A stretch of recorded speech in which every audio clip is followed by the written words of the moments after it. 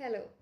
इस वीडियो में आपके साथ डिस्कस करने वाली हूँ कि जब आप बीमार होते हैं तो आप कैसे एक्सप्रेस कर सकते हैं कि मुझे ज़ुकाम है, कि मुझे कफ है, कि कोल्ड है। आप कैसे डिस्कस कर सकते हैं? आप बोल सकते हैं आई हैव कोल्ड, मुझे ज़ुकाम है।